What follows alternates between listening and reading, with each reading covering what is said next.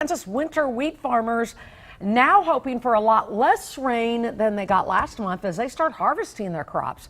The grain elevator in Kiowa says it has already received its first loads of wheat. A new government report predicts a much better harvest than last year's drought-plagued crop.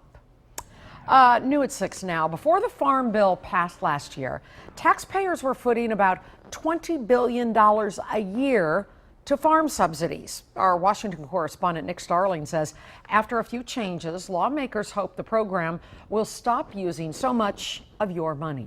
Farm subsidies. For some, those words leave a sour taste. Subsidies are supposed to be paid to farmers and agribusinesses to supplement their income and act as a safety net during bad times. But according to some lawmakers, the programs are easily abused. For decades, there have been too many tax dollars going to corporate farmers. Ohio Senator Sherrod Brown authorized an amendment in a current farm bill that ends direct payments to farmers.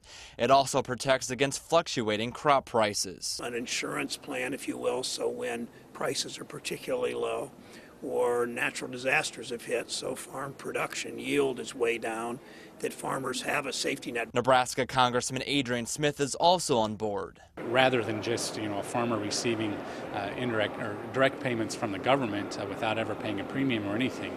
So this participation by the producers I think is a step in the right direction. The Government Accountability Office says between 2007 and 2011, taxpayers paid about $3 million in subsidies at 2,300 farms that didn't have any crops. The current farm bill puts a stop to that. $14 billion were cut from subsidies, but crop insurance increased for farmers at a cost of $6 billion.